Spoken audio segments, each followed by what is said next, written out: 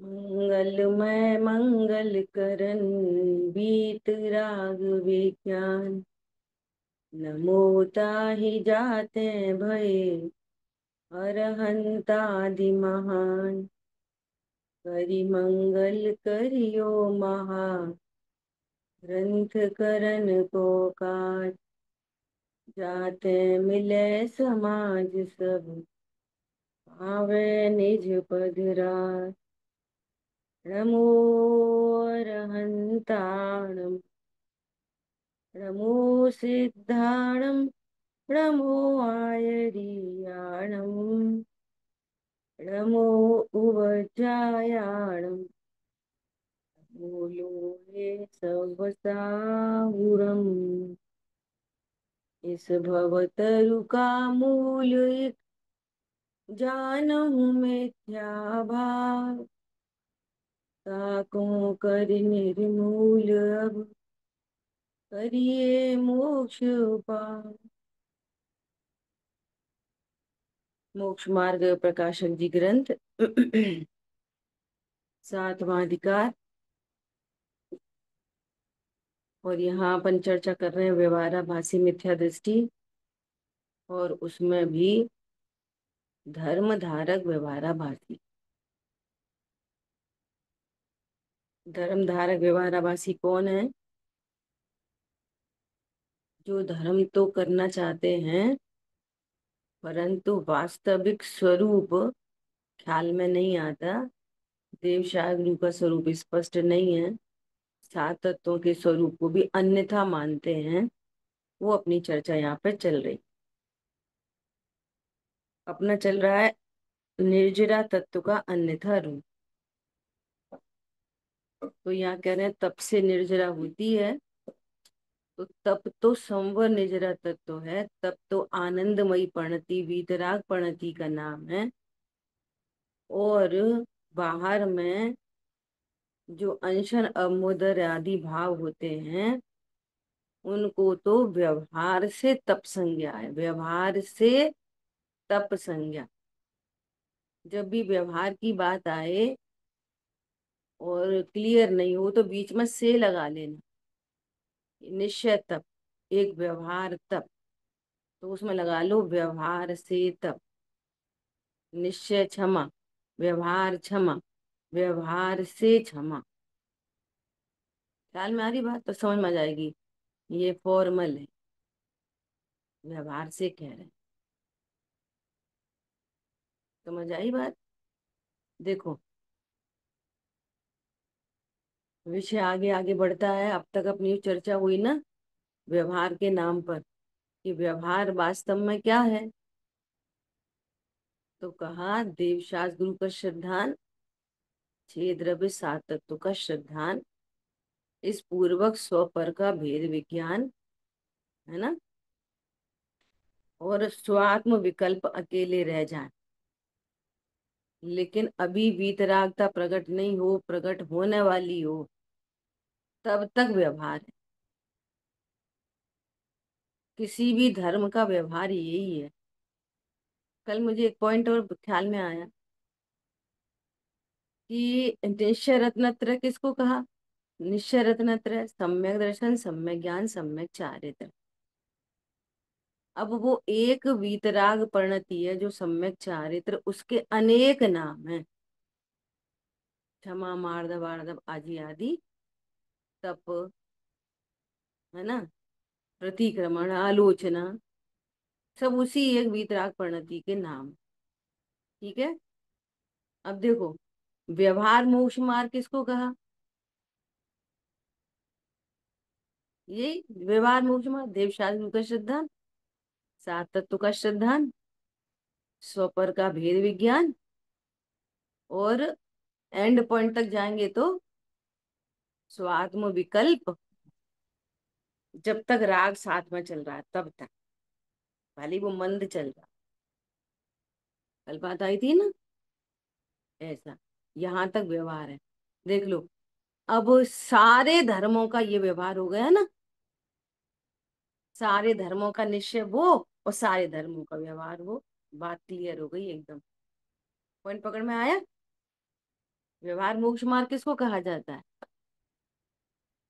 इसी को, देवशास्त्र के श्रद्धान को, सात तत्वों के श्रद्धान को, और फिर भेद विज्ञान को।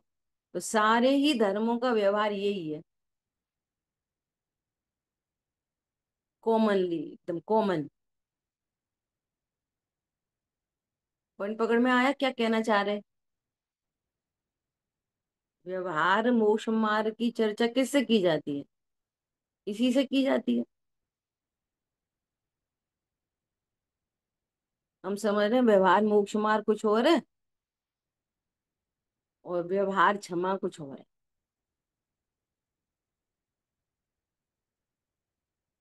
व्यवहार ब्रह्मचर्य कुछ और है।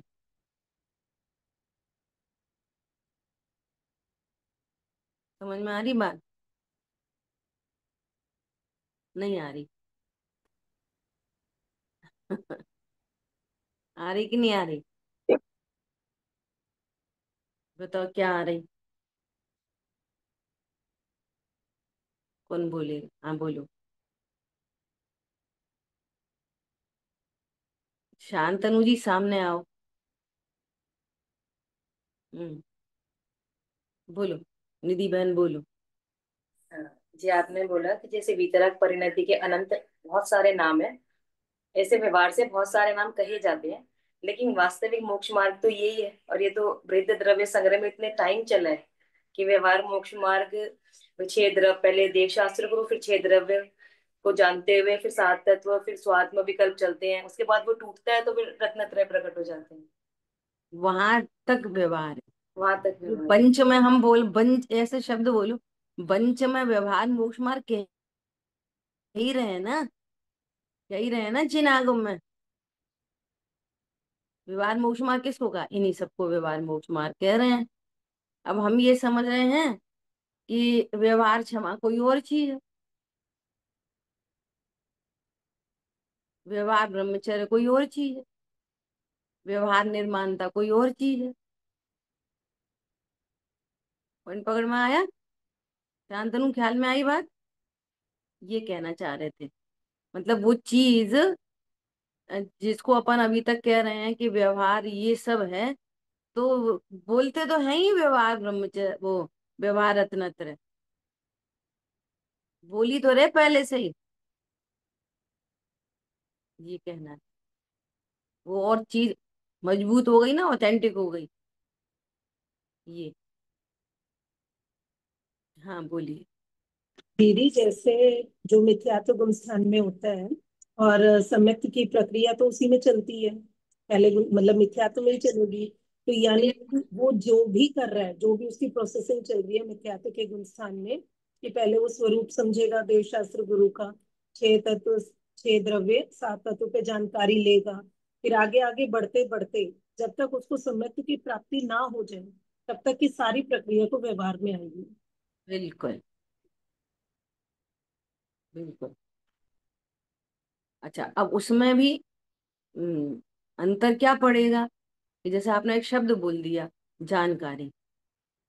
इस शब्द पे मुझे कहना पड़ रहा है, जानकारी नहीं, जानकारी होती है पहले, लेकिन वो सब इधर घटित करता है, सब।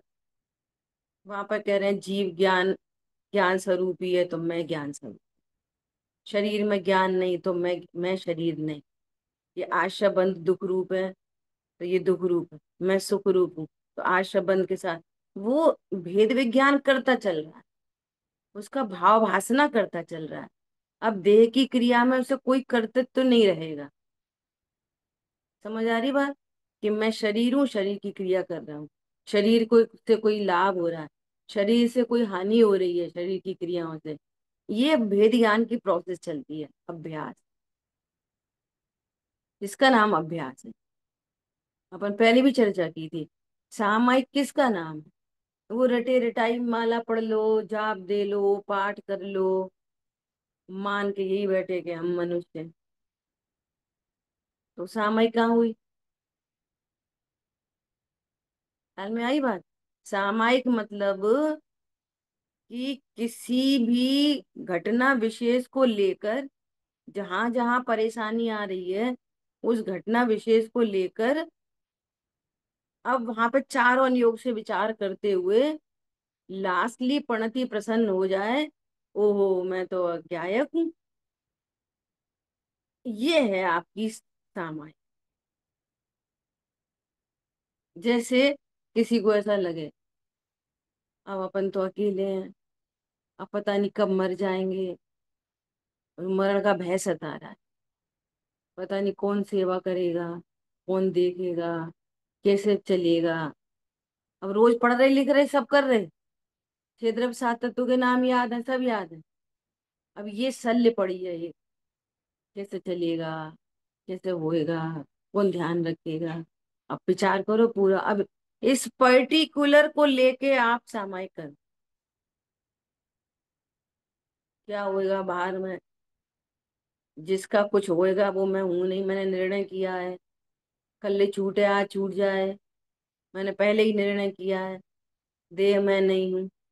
और देह का क्या होएगा, होने योग्य होएगा, फिक्स है। वर्तमान के विचारों से कषाय बढ़ेगी, दुख बढ़ेगा, भय बढ़ेगा। ख्याल में आ रही है बात। और वो तो सुनिश्चित है जो होना है, तो मेरे में तो होगा नहीं, मैं तो मरता नहीं, मैं तो अजर अमर अविनाशी हूँ, मेरे में क्या होना है। ख्याल में आ रही है। बार बार इसको मुख्य करते करते करते वो मरण का भय निकल जाए, उसका नाम सामायिक है। समझ में आ रही है सामायिक किसको कहते हैं।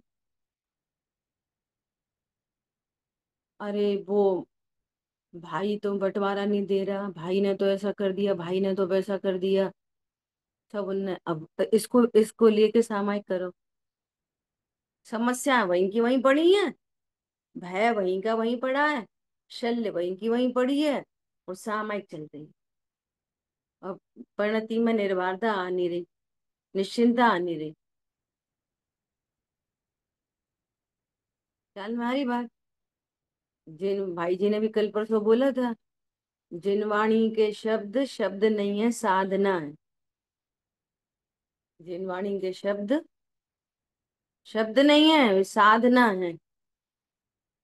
साधना करो,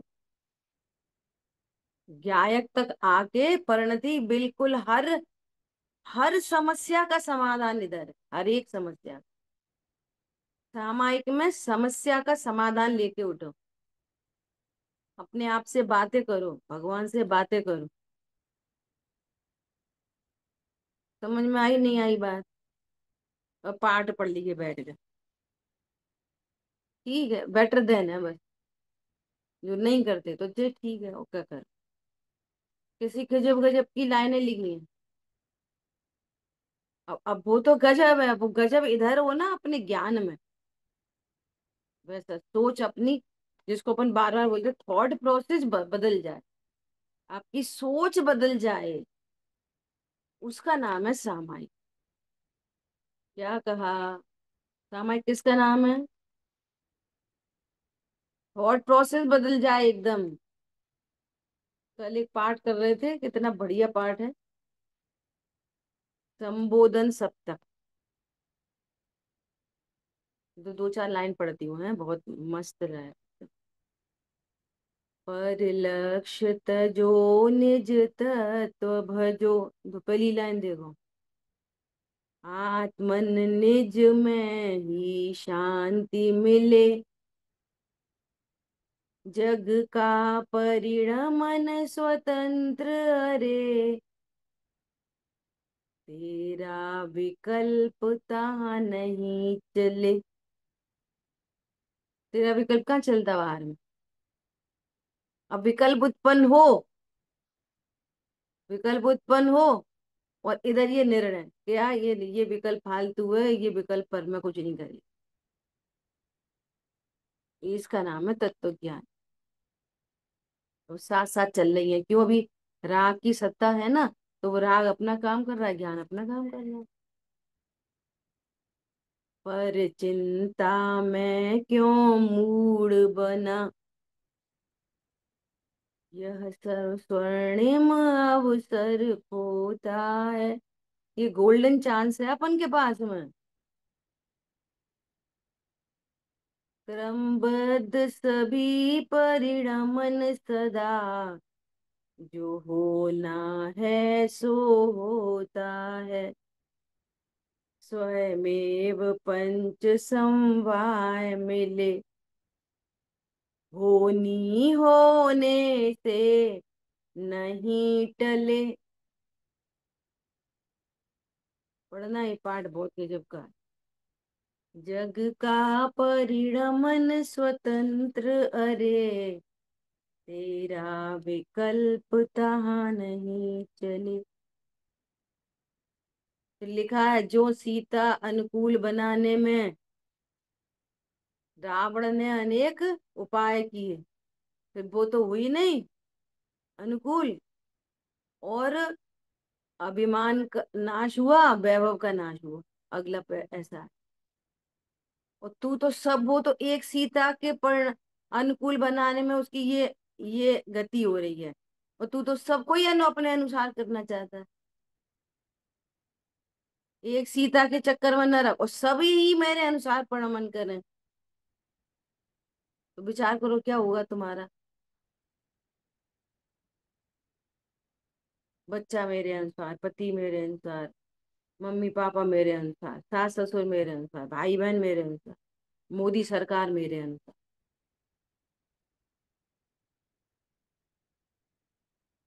अच्छा, अभी ये जितनी घटना घट रही है, सही हुआ कि नहीं हुआ? पहलगांव में का जो कुछ हुआ, ऑपरेशन सिंदूर, सही हुआ कि नहीं हुआ? कल बात चल रही थी, सही हुआ कि नहीं हुआ? बोलो, उनने इतने सारे मार डाले, 100 आतंकी मर गए, क्या पता कौन मरा। सही हुआ कि नहीं हुआ? उन्हें योगी। हाँ, होने योग्य हुआ, सही गलत नहीं हुआ। होने योग्य देखोगे तो राग द्वेष नहीं होंगे, कर्मों से बचे रहोगे। सही हुआ भाई, वो ऐसे ही मरना चाहिए, इनको तो ऐसे ही करना चाहिए, इनको तो ऐसे ही होना चाहिए। सही हुआ एकदम। क्या पिटते ही रहेंगे हमारे यहाँ? क्या आतंक होता ही रहेगा? अब ये कह रहा है कि मैं रोज सामायिक करता हूँ, फिर वचनों में नहीं आ रही बात सही अभी। यहाँ तो श्रद्धान में लानी है। क्या कहा? इधर तो बचपनों में नहीं आए सही चीज, तो इधर तो श्रद्धान उदित करना है बेटा। विचार करना बहुत गंभीरता से। ठीक है, आगे बढ़ते हैं। तो क्या कह रहे हैं, कल अपनी चर्चा हुई विशुद्धि पे, है ना? तो कह रहे हैं, कषाय शक्ति घटने से विशुद्धता होने पर निर्जरा होती है। अनशन आदि तप को व्यवहार से, उपचार से जानना। देखो, कल मैंने बोला था, व्यवहार जीव के अंदर अंदर का जो भेद है ना, शुद्ध पर्याय अशुद्ध पर्याय, उनको क्या बोलते हैं? व्यवहार। हालांकि कोई बहुत बड़ी बात नहीं है। और द्रव्य गुण पर्याय के बाहर जो असद्भुत व्यवहार है ना, उस पे जनरली उपचार उस पे जाता है। ऐसा थोड़ा सा अंतर है। और एक ही मानो तो वो असद्भुत व्यवहार को व्यवहार ही कह रहे हैं। वो भी व्यवहार है, ये भी व्यवहार है। लेकिन दोनों व्यवहार में अंतर डालेंगे अगर, तो बाहर वाला है उसको कहेंगे उपचार, और अंदर अंदर है उसको कहेंगे व्यवहार। वो उपचारित है वो। ठीक है, ऐसा। देखो, यहाँ दृष्टांत है। अब दृष्टांत देखो कितना बढ़िया दे रहे हैं। जैसे धन को व अन्न को प्राण कहा है, दृष्टांत ही। धन को क्या कहते हैं? कायदे से तो जो 10 प्राण हैं, उनको प्राण कहा जाता है। ठीक है, 10 प्राण समझते? ये 5 इंद्रियां हैं, है ना? मन है, वचन है, मन वचन काय है ना? ये श्वासोच्छ्वास और आयु, ये क्या कहलाते हैं? 10 प्राण कहलाते हैं। जीव का, ज्ञान दर्शन स्वभावी जीव और इनका आपस में ऐसा निमित्त नैमित्तिक संबंध। सांस रुक जाएगी तो ऐसा कहने में आएगा कि जीव मर गया, मर जाए, ऐसा व्यवहार लागू पड़ता है 10 प्राण के साथ में। ठीक है, तो इधर 10 प्राण प्रॉपर है, तो उस गति में वो जीव रहता है। तो 10 प्राण में कुछ उलट पुलट हुआ तो आयु पूर्ण हो जाती है, ऐसा निमित्त नैमित्तिक संबंध। तो 10 प्राण, अब 10 प्राण को सही रखने के लिए किसको, अन्न को प्राण कहा जाता है। भैया खाना पीना सब सही से चलता रहेगा तो 10 प्राण सही से चलते रहेंगे, तो अन्न को भी प्राण कहा जाता है। नहीं आई समझ में?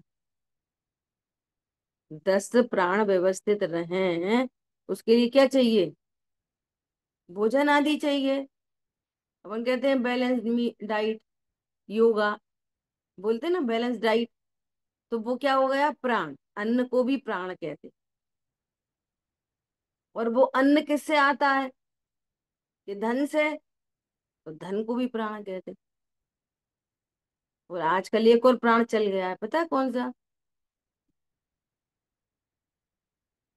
तो सबको पता है, मोबाइल एक प्राण हो गया आजकल, उसके बिना चलती नहीं। ठीक है, वास्तव में ऐसा बहुत विचार करो तो ऐसा लगता है ये पता नहीं ये डिवाइस कैसी बन गई, डिवाइस एकदम गजब ही हो गया। ये एक व्यक्ति नहीं बचा इससे, बिल्कुल अभी कब्र में पैर लटके हुए हैं तो मोबाइल लेके ही मरेगा, और बच्चा जन्मा तो मोबाइल लेके ही जन्मा, ऐसी स्थिति बन गई। चलो ठीक है, तो क्या कह रहे हैं कि दृष्टांत में जैसे धन को व अन्न को प्राण कहा है, ठीक है, सो धन से अन्न लाकर उसका भक्षण करके 10 प्राणों का पोषण किया जाता है। क्या बोला, सबको मैच कर दिया।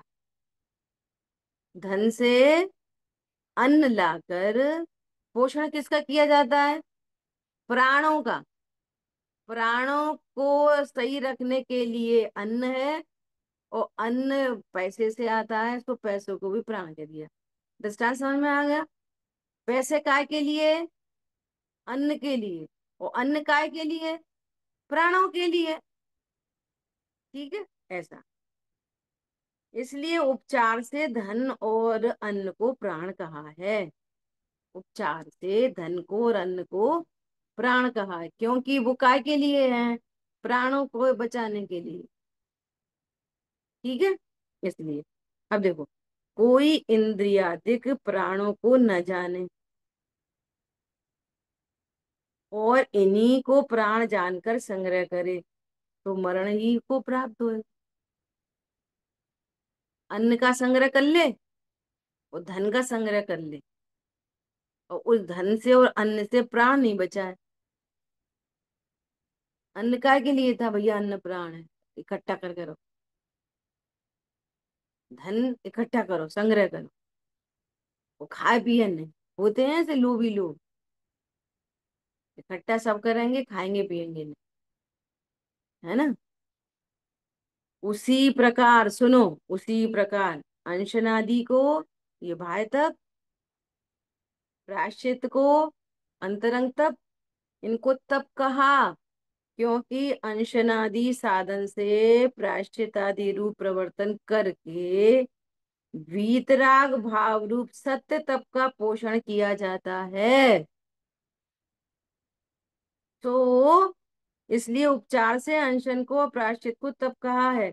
कोई वीतराग भाव रूप तप को न जाने और इन्हीं को तप जानकर संग्रह करे, इन्हीं को इकट्ठा करे, भाई तप को, ऐसा खाया वैसा खाया, वो छोड़ दिया, भूखे थे प्यासे थे, इनका संग्रह करे। हमने 3 तेला करे, 5 पता नहीं बेला करे, और 10 दिन एक लौंग पे रहे तो कलेक्शन करे किसका? और ज्ञान स्वरूपी आत्मा पता ही नहीं, वीतरागता का तो पता ही नहीं। तो वे सब काय के लिए थे? तो तूने अन्न इकट्ठा कर लिया, धन इकट्ठा कर लिया, वो खाया नहीं, भूखा मर गया। समझ आई बात?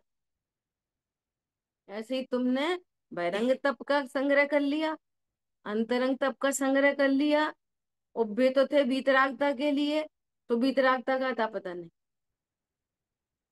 तो तू मिथ्या दृष्टि का मिथ्या दृष्टि रह गया। समझ आ गई बात? ऐसा बहुत क्या, इतना समझ लेना कि निश्चय धर्म तो वीतराग भाव है। निश्चय धर्म तो वीतराग भाव है। अन्य नाना विशेष बाह्य साधन की अपेक्षा उपचार से किए हैं, उनको व्यवहार मात्र धर्म संज्ञा जानना। आगे कितनी बढ़िया बात कर रहे हैं। इस रहस्य को नहीं जानता, इसलिए उसके निर्जरा का सच्चा श्रद्धान नहीं है। क्या बोला? इसलिए उसको निर्जरा तत्व का भी सच्चा श्रद्धान, वो इस रहस्य को नहीं जान रहा। अब फिर लगाओ, निश्चय तब क्या? वीतरागता। और व्यवहार तब क्या? देव शास्त्रु का श्रद्धान, छह द्रव्य सात तत्व का श्रद्धान। जिनवाणी में व्यवहार तब किसको कह रहे हैं? अनशन आदि और प्रायश्चित आदि, वे भी एग्जिस्ट करते हैं। अब फिर लगा, अनशन हो प्रायश्चित हो, और अभी तो देव शास्त्र गुरु कोई ठिकाना नहीं हो, अभी सात तत्व कोई ठिकाना नहीं हो, सात तत्व के स्वरूप कोई भली प्रकार नहीं जानता हो, और बाहर में अनशन आदि सब हो रहा है। अभी व्यवहार तब संज्ञा भी नहीं मिलेगी उसको।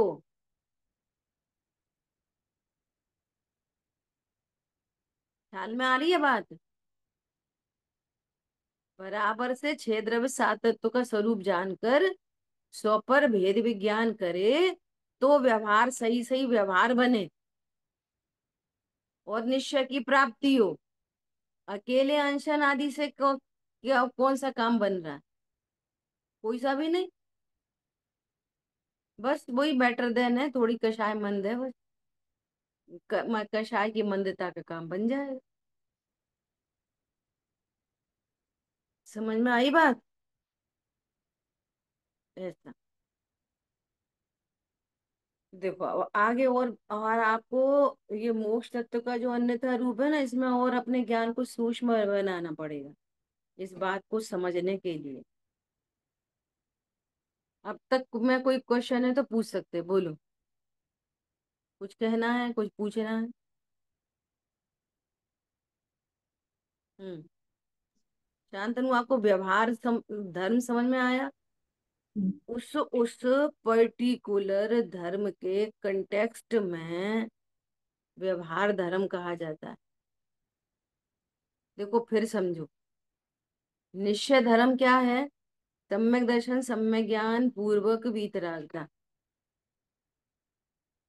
ऐसे हमेशा ऐसे ही बोलना चाहिए, उससे क्या है, अपना ज्ञान सावधान रहता है। क्या? सम्यक दर्शन सम्यक ज्ञान पूर्वक वीतरागता धर्म है। सम्यक दर्शन धर्म का मूल है, और सम्यक ज्ञान उसका कारण है। ये पूरी प्रोसेस है ऐसी, और उत्पन्न तीनों एक साथ होते हैं, आगे पीछे नहीं। इनकी उत्पत्ति में कारण जो बने वो व्यवहार है, और उसको भी आचार्यों ने पहले ही लिख दिया पंच में। क्या लिख दिया? देव शास्त्रु का श्रद्धान, छह द्रव्य सात तत्व का श्रद्धान, स्वपर का श्रद्धान, और आत्म विकल्प, इधर तक व्यवहार, जब तक साथ में राग चल रहा है, भले ही वो मंद मंद चल रहा है। और जैसी वीतरागता प्रकट हुई, निश्चय हो गए। ठीक है। अब वीतरागता में अगर बात करेंगे धर्म की, तो कौन सा धर्म? कि क्षमा धर्म। तो अब क्षमा धर्म क्या है? वीतरागता का नाम है। क्षमा वीतरागता का ही नाम है। और क्षमा धर्म का व्यवहार क्या है? ये क्रोध नहीं करना। समझ में आ रही बात? तो क्षमा के धर्म में के कंटेक्स में बात करेंगे तो क्रोध से बात करेंगे, मान में बात करेंगे तो निर्मानता से बात करेंगे। लेकिन पंच में निश्चय ये, व्यवहार ये, सबका निश्चय ये। निश्चय क्षमा क्या? वीतराग। वो सबका व्यवहार क्या? वही देव सार गुरु का शब्द। पॉइंट पकड़ में आ रहा है मैं क्या कहना चाह रही हूँ? इंडिविजुअल इंडिविजुअल बात करेंगे तो उसी उसी परिणति से बात करें। सत्य धर्म क्या? सत्य बोलना, वीतरागता। वीतरागता में क्या आएगी? आनंद। तो सत्य धर्म में आनंद कैसे आएगा? कि सत्य स्वरूप का ज्ञान, विश्वास और आनंद। अजर अमर हूं, ये आनंद, ये है सत्य धर्म। इसका व्यवहार क्या? सत्य धर्म का व्यवहार क्या? तो बोलेंगे हित मित प्रिय बोलो। तो उसी कंटेक्स्ट में बात चलेगी ना व्यवहार की। हित मित प्रिय बोलो, ये व्यवहार सत्य धर्म। हाँ, समझ में आ रही है बात? उसका वास्तविक व्यवहार क्या है? कि वही प्रोसेस। हर धर्म की प्रोसेस व्यवहार है। प्रोसेस तो वही बनेगी ना, और निश्चय तो वही एक ही प्रकट होएगा ना। अनेक नाम, उस वीतरागता के अनेक नाम, और फिर अनेक व्यवहार। वास्तव में एक ही नाम है और एक ही व्यवहार, ये कहना है। ठीक है, बोलो जी रिम्पी, आप कुछ बोल रहे थे।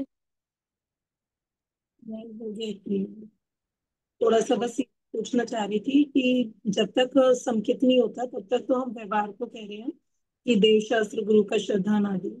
तो जब संकेत की प्राप्ति हो जाती है तो तब भी व्यवहार में, मतलब जो अभी आपने बताया कि व्यवहार तो वही है जो निश्चय तक लेकर जाए।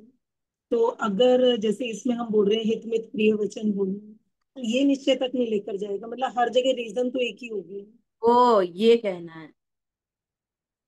वो चर्चा उधर से चलेगी जिनवाणी में खूब।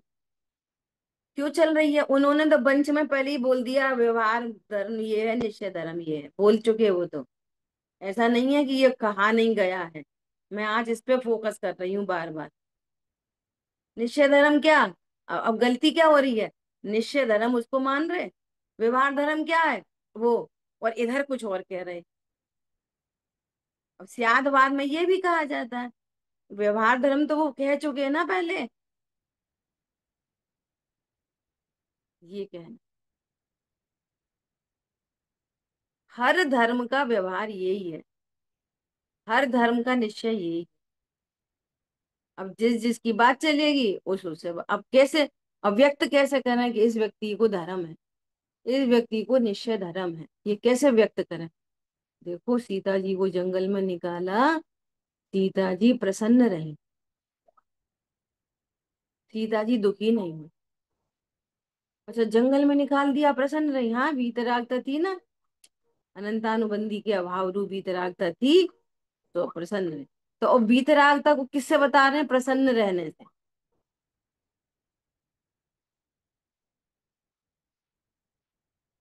और उन्होंने उनको सिर पे सिगड़ी रख दी, गले में सर्प डाल दिया, मुनिराज को क्षमा थी। वो वीतरागता को किधर से बताएंगे? क्षमा से। इसलिए कह रहे हैं कि 10 धर्म नहीं है, धर्म के 10 लक्षण हैं। इनसे वे धर्म पहचाने जाते हैं कि इस जीव की परिणति में धर्म है। तो इसको ये धर्म कैसे प्रकट हुआ? इसको ये धर्म कैसे प्रकट हुआ? इसने वास्तविक रूप से देवशागुरु का श्रद्धान किया, इसने क्षेत्र सात तत्व का निर्णय किया, फिर इसने भेद विज्ञान किया, अपने को आत्मा ही जाना। ऐसे उसको ये धर्म प्रकट हुआ। तो ये प्रोसेस अब बार बार नहीं कहेंगे। क्या कहेंगे? ये मौन रहा, ये कुछ बोला नहीं, समझ आ रही बात? मुनिराज ने क्षमा रखी, इन्होंने घमंड नहीं किया, ऐसे बोलेंगे। क्यों बोलेंगे? उसको यही समझ, अब बार बार यही यही बोलते रहोगे, निश्चय धर्म ये, व्यवहार धर्म ये, तो फिर जिनवाणी में क्या लिखा जाएगा और किसी को समझ में क्या आएगी? तो जो उसको समझ में आती है ना, वहीं से फिर चर्चा करते हैं। उसकी अंदर की केमिस्ट्री ये है। तुम्हें तो ये मोबाइल की स्क्रीन दिख रही है बस, केमिस्ट्री भीतर है। इसकी पूरी फिजिकल सब कहाँ है? सॉफ्टवेयर भीतर। ऐसा। ठीक है, कोशिश की है, आशा करते हैं समझा ही होगा जरूर। ठीक है। देखो, मोक्ष तत्व का अन्यथा रूप। अब ये बड़ी गजब की बात कह रहे हैं। आप 3 4 लाइन पढ़ोगे, आपको ऐसा लगेगा सही तो है, सही तो है। बताओ, मोक्ष किसे कहते हैं? क्या है मोक्ष तत्व? बताओ, कौन बोलेगा? बताओ, मोक्ष तत्व किसे कहते हैं? जी, वीतरागता की पूर्णता ही मोक्ष। हाँ, वीतरागता की पूर्णता मोक्ष तत्व।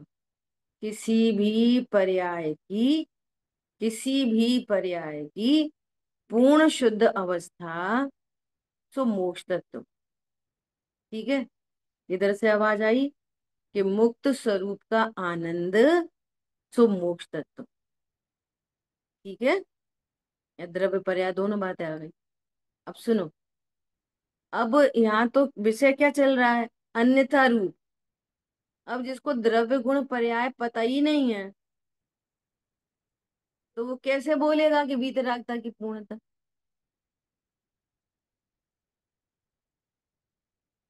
है ना? जिसको द्रव्य गुण पर्याय पता ही नहीं है, तो पर्याय की पूर्ण शुद्धता का भाव वासना कैसे करेगा?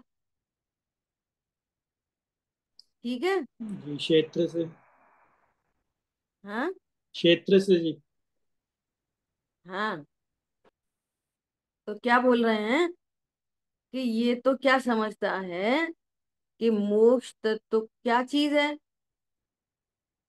कि जहां पर जन्म मरण का अभाव हो गया।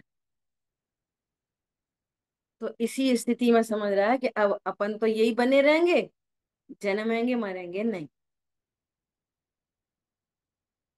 कैसा बढ़िया मोक्ष होएगा वो, कि जन्म मरण ही नहीं होएगा।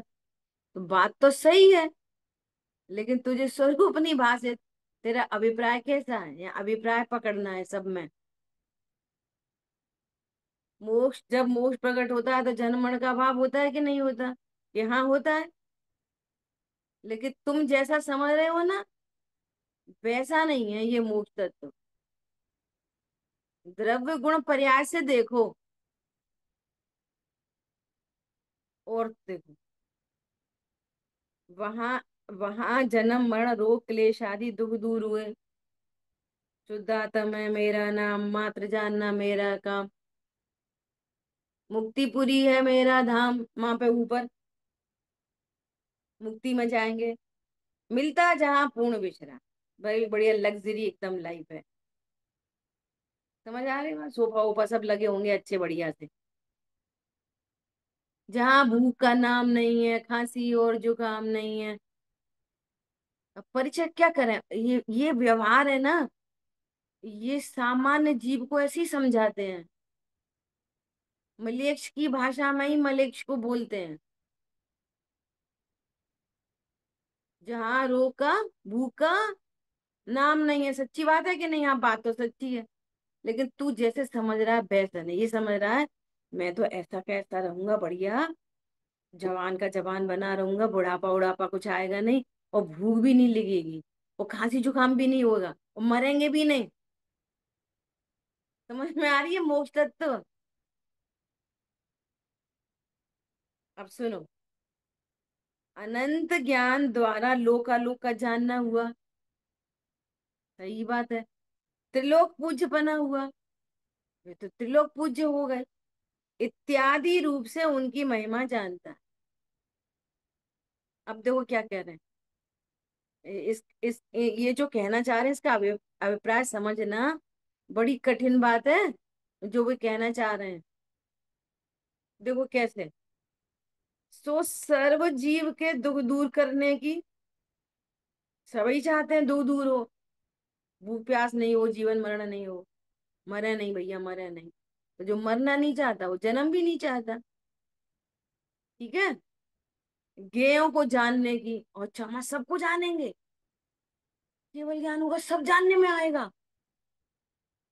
हाँ सब जान, ये बढ़िया है, केवल ज्ञान सब जानने में आएगा। और क्या होएगा। तथा पूज्य होने की इच्छा, तो सबको ही है, सब हमें पूज्य पूजा करें। 3 लोग हमें पूजा करेगा हमारी, अरे ये तो बहुत बढ़िया है। क्या कहने। यदि इन्हीं के अर्थ मोक्ष की इच्छा की, तो इसके अन्य जीव के श्रद्धान में क्या विशेषता हुई। सारे दुनिया के सारे जीव यही चाहते हैं, और तू भी इसलिए मोक्ष को चाहता है। किसके लिए मोक्ष को चाहता है। दुख होगा, ऐसे बच्चों को पढ़ाते हैं ना, मोक्ष चलोगे, बहुत अच्छी जगह है, तो पहले ही प्रश्न अपन ने ऐसे डाल दिया, मोक्ष चलोगे। तो ये चलने गिरने की चीज है, चलने फिरने की। कैसे जाएंगे। पैराशूट से, जेट प्लेन से, कैसे जाएंगे। तो बच्चा बोला कि नहीं पंडित जी, हमारी मम्मी ने बोला है कि है ना, पाठशाला से सीधे घर आना। कितने बच्चे मोक्ष चलोगे। हाथ उठाओ। सब बच्चों ने हाथ उठा दिया, एक ने नहीं उठा। क्यों बेटा, तुम्हें मोक्ष नहीं चलना। नहीं पंडित जी, हम नहीं जाएंगे, हमारी मम्मी ने बोला है पाठशाला से सीधे घर आना। सोचना, ऐसे ही तो हम नहीं मोक्ष समझ रहे। मोक्ष कहाँ पे है। वहां है ऊपर। कहाँ पे है मोक्ष। अच्छा, अब पाठशाला में पढ़ाएंगे बच्चों को तो ऐसा बोलेंगे। सुनो, पता है मोक्ष में बहुत मस्ती होती है, बहुत आनंद आता है। और पता है, स्कूल नहीं जाना पड़ता मोक्ष में। उसको उधर से बता रहे, जहां से टेंशन समझता है ना बच्चा, वहां से बता रहे स्कूल नहीं जाना पड़ेगा कभी। व्यापारी को बोलेंगे दुकान नहीं खोलनी पड़ेगी। ये बढ़िया है, दुकान खोलेंगे, नहीं तो पैसा बहुत होएगा ना मोक्ष में, भूख ही नहीं लगेगी। ऐसा मोक्ष कुछ कल्पना लोक में मोक्ष समझ रखा है, उसका निषेध कर रहे हैं। ख्याल में आई बात। तो कह रहे हैं तू इस अर्थ मोक्ष को प्राप्त करना चाहता है, तो ऐसा अभिप्राय तो सारे जीवों को है। क्या मैं त्रिलोक पूज्य हो जाऊं, सबको जानूं, और मेरे सारे दुख दूर हो।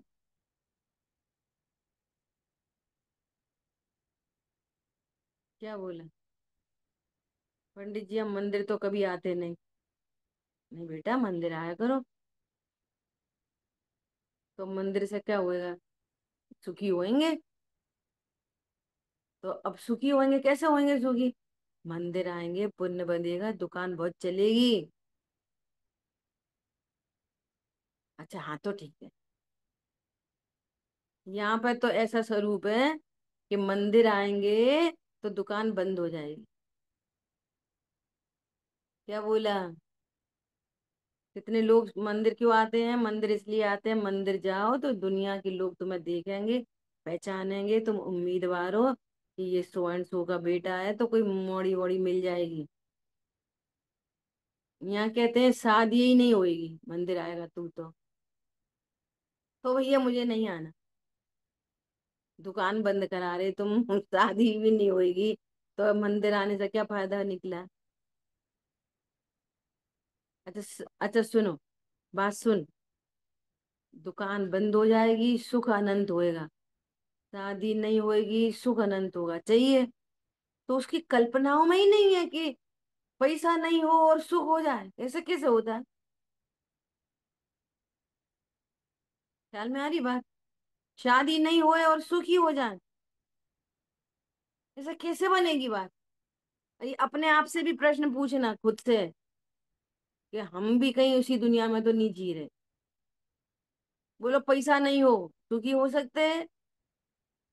अच्छा फिर सुनो, फिर तुम बोलते हो डमो लोए सब साउड़म, तो भगवान के पास पत्नी भी नहीं है, पैसा भी नहीं है, इसीलिए बोलते रहते भगवान बेचारे, भगवान वो मुनिराज बेचारे।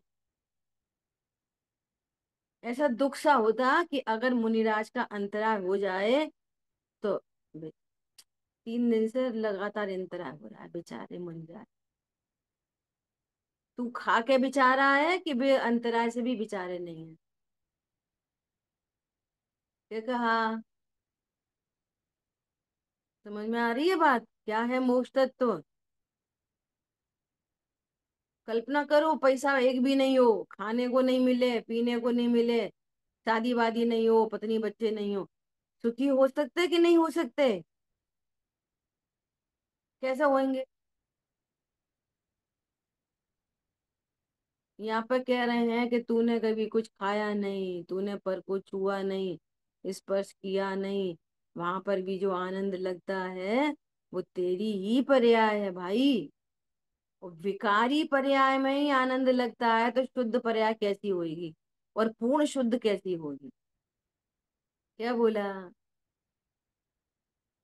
भाई जी तो कैसे कैसे उदाहरण देते हैं। बोले तुमको रसगुल्ला खाने दें, खाओगे? हाँ खाएंगे। मजा आएगा? मजा आएगा, रसगुल्ला खाएंगे तो मजा आएगा। तो रसगुल्ला से मजा आता है कि नहीं आता? कि हाँ आता है। अब वो जो बोलते हैं अपन तो बोल नहीं सकते वैसा। बोले क्या, रसगुल्ला दिया उसको खाने प्लेट में बढ़िया, और उसको बोला खा खा।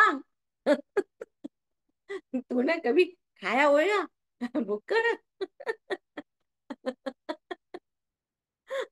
अब बोलो रसगुल्ला में कितना मजा आएगा? अब क्यों नहीं आ रहा? वही रसगुल्ला सामने रखा है, वही तुम बैठे हो, वही जिव्या इंद्रिय। आप इसको एनालाइज करो, बहुत गजब का। ये मस्ती की बात नहीं है, ये समझने की बात है। पता है कब मजा आता है रसगुल्ला खाने का? जब इधर कषाय मंद होती है तब। तो वो आनंद मंद कषाय का है ही नहीं उसका। अब धोखे में जब मुंह पे रखा रसगुल्ला, तब उसने बोला भुक्कड़ कहीं का, ऐसा बोल दिया। अब उपयोग में क्या हो गया? चंचलता। उपयोग में चंचलता हुई, उधर कषाय तीव्र हो गई, और दिव्यांद्री पर रसगुल्ला है। अब बोलो मजा आ रहा कि नहीं? एनालाइज करो, एनालाइज। जब भी विषय भोगों का आनंद है वो कषाय की मंदता का है। जैसे ही वो फ्लक्चुएट हुई, कषाय तीव्र हुई, उन्हीं चीजों में आनंद नहीं आता। इससे सिद्ध होता है कि पर द्रव्यों से कभी आनंद नहीं हुआ, कभी, नेवर। समझ आई बात? आप तो बहुत आन मान शान से गए किसी के यहाँ, किसी ने आपको इनवाइट किया, और वो जाते से ही आपकी किसी तरह से आपने अपनी इंसल्ट महसूस की। अब मैं खाने में मन लग रहा? क्यों? खाना तो वो ही है, इतना बढ़िया सब मेन्यू लगा शानदार एकदम, और तुम डायमंड का नया सेट पहन के गए हो, साड़ी भी 15,000 की पहनी है। अब प्रॉब्लम कहाँ से आ गई? तीव्र कषाय के आगे तुम्हारी ज्वेलरी, तुम्हारी साड़ी, तुम्हारा खाना, तुम्हारा मोबाइल, तुम्हारे बच्चे, तुम्हारे कुछ कुछ काम नहीं आ रही, दुख दुख चल रहा है। आप इसकी एनालिसिस करो अच्छे से, भले प्रकार से, और ये सिद्ध करो क्या, कि परद्रव्य कभी सुख के कारण हुए ही नहीं। हम तो समझ रहे थे गलती से। क्या बोला? गाने भी बनाए हैं लोगों ने कि नशा शराब में होता तो नाचती बोतल, बोतल तो कभी नहीं नाची, शराब भरी है उसमें। कढ़ैया को तो कभी मजा नहीं आया, उसमें रसगुल्ला इतने सारे डूबे हैं चाशनी में बढ़िया। समझ में आ रही बात? तो हमेशा आनंद किसका है? विषय भोग संबंधी चारित्र गुण की विकारी पर्याय का। अब इसको आप अपने उपयोग में लो, इसका लॉजिक से समझो, निर्णयात्मक समझो कि यदि विकारी पर्याय में ऐसा सुख सा लगता है, यदि वही पर्याय शुद्ध हो तो क्यों नहीं आनंद होगा। और पूर्णता हो जाए, ओहो, इस पूर्णता का नाम मोक्ष है। समझ में आ रही है बात? सारे ही दुख मिट गए, उसका नाम मोक्ष है। कौन से वाले? पर वाले नहीं, पर का तो पुद्गल का परिणमन है। उनमें सुख दुख था ही नहीं, शरीर में सुख दुख था ही नहीं, पत्नी बच्चों में सुख दुख था ही नहीं, मोबाइल में पैसे में सुख दुख था ही नहीं, परिणति में दुख था। देखो, अब इसको और लगाओ, नरक में वो ही प्रतिकूलता है, और जिसकी चारित्र गुण की पर्याय शुद्ध हुई है, उस प्रतिकूलता में वो आनंदित है।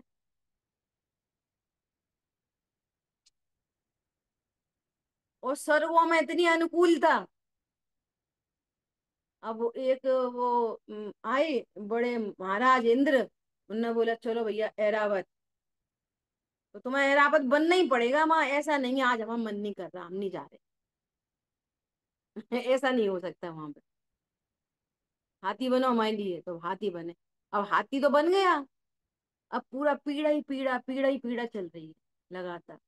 ये लोग तो देखो कितने मजे से हैं, हमें हाथी बनना पड़े। अब एक गेट पर खड़े हैं उनके दरबान वाले देव। अब वो इंद्र निकल के आए, तो उनकी एक इंद्राणी, दो, तीन, चार, पांच, ये तो मजे कर रहे। हम तो गेट के बाहर ही खड़े। हम समझ रहे देवगति में बहुत सुख है, और पूरा जीवन दुखी होता रहता। कितने जीवन, सागरों की आयु में दुखी दुख, दुखी दुख, दुखी दुख।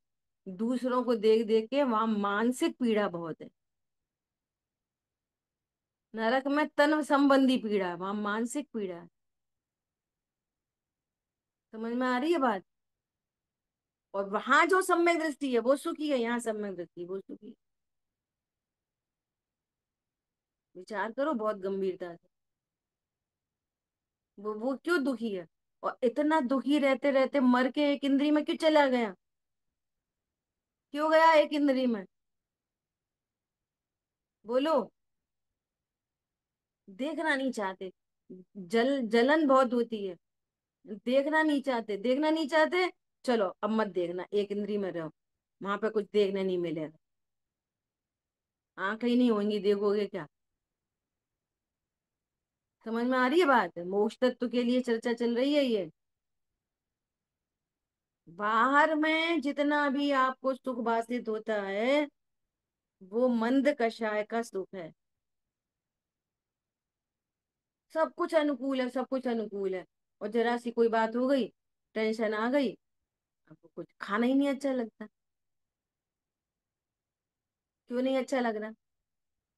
उसमें तो सुख था ना। एनालिसिस करनी पड़ेगी।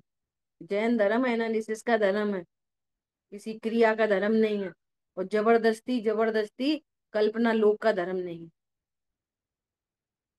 कल्पनाओं में जीने की बात ही नहीं है यहाँ पे। ख्याल में आई बात?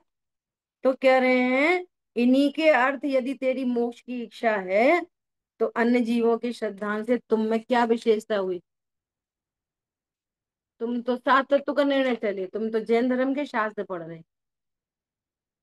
फिर आगे वो ये कह रहे हैं कि कुछ लोग ऐसा मानते हैं, इसके ऐसा भी अभिप्राय है कि स्वर्ग में सुख है ना, उससे अनंत गुना सुख है मोक्ष में। स्वर्गों से भी अनंत गुना। तो कह रहे हैं भैया, अनंत गुना नहीं है, गुणाकार नहीं है, जाति न्यारी न्यारी है। स्वर्ग वाली जाति नहीं है, स्वर्ग की जाति तो इंद्रिय विषय भोग संबंधी है, ये अतीन्द्रिय है, जाति नहीं मिलती।